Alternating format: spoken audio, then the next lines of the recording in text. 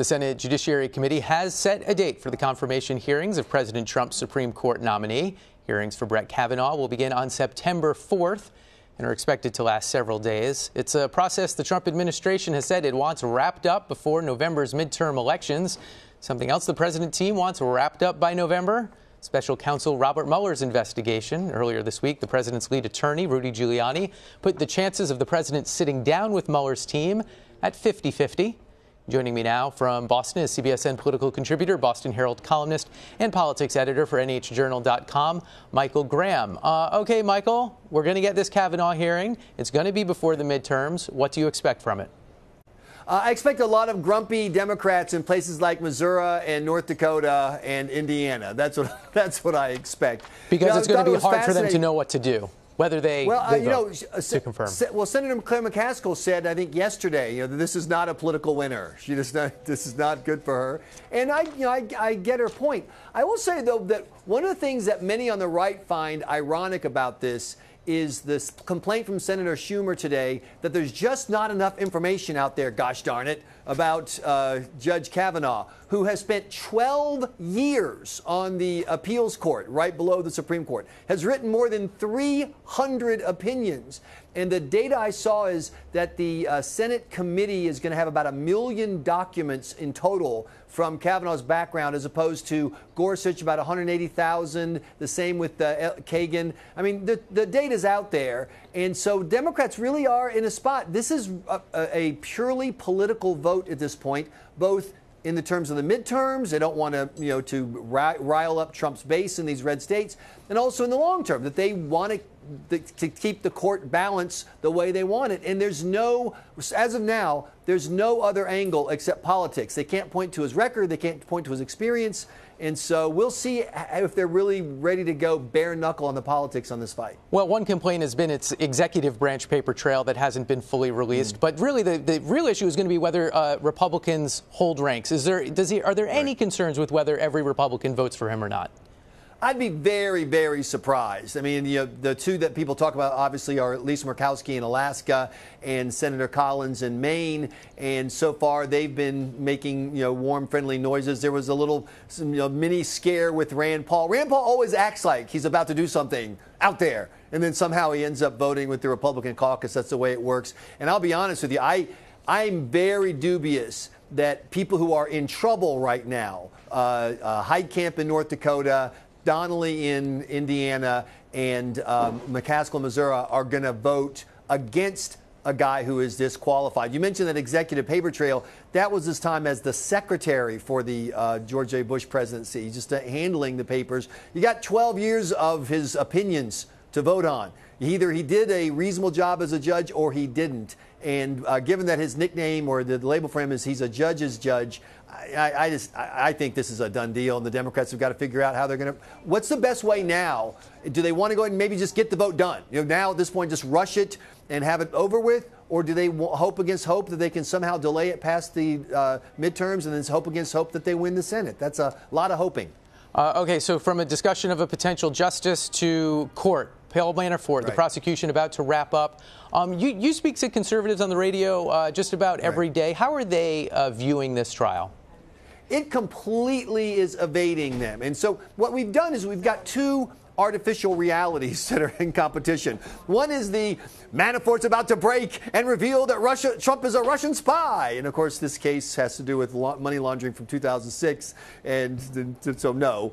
And then the other side is, look at the Mueller. He's struggling. He had a bad day in court. The judge batted him down. See, it proves that this whole thing's a witch hunt. Well, no, this case has nothing to do with the collusion case directly. Obviously, there's in the background, there's the possibility that possibly Manafort knows something, and possibly Manafort decides to cut a deal, and possibly. But thus far, it is so easy for both sides to get what they want out of this case so far. I think there's one other thing that I don't know if the Mueller team, the special counsel Mueller, had thought about this.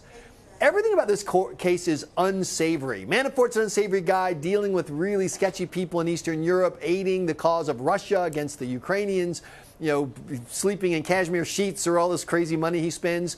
The number one witness against him is Rick Gates, a guy who admits, yes, I was cheating on my wife and I was stealing from Manafort while I was working for him. In other words, everybody is unsavory, and it just lends more atmosphere to this, oh, this is all about politics, this is all about the swamp. It just makes it that much easier for Team Trump to make the case that this is nothing that their base should pay attention to. We see that Stormy Daniels' lawyer, Michael Avenatti, is doing the Iowa tour. Potentially, many speculate, and he hasn't tamped down that speculation, that he's looking at a 2020 Democratic primary run. And we wouldn't, I don't think, give this any attention if not for having such a unconventional winner of the last election. Can someone like Avenatti, a political novice, pull off the Trump trick, or someone else? And if they can, how do they go about doing that? Okay, well, in April of 2016, I would have said, no way. In April 2016, I was wrong. So I don't say no to anybody anymore. And by the way, Michael Avenatti is coming to New Hampshire, he says, in a few weeks as well. And so we'll be covering that at NH Journal and see what he has to talk about.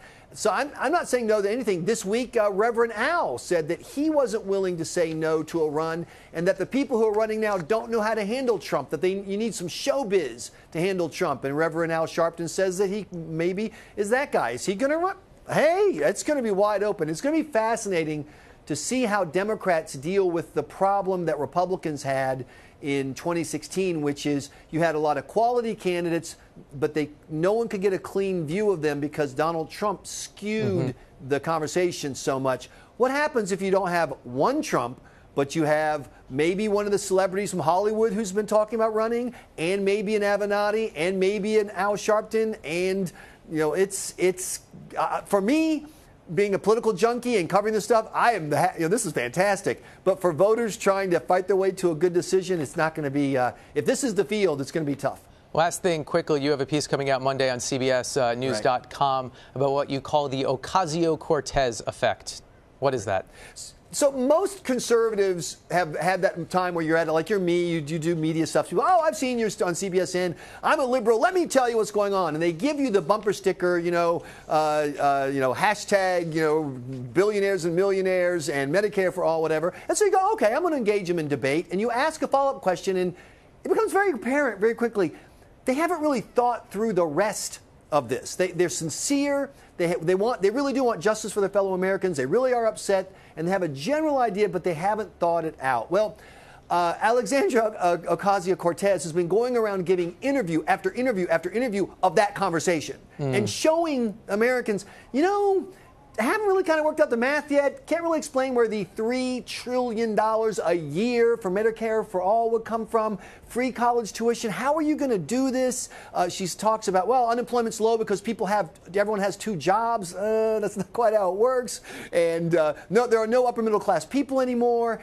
And it's hurting in two ways. One is it's reaffirming to people who are already kind of leaning the other way. Yeah, this social democratic, whatever the movement is, they're not ready for prime time.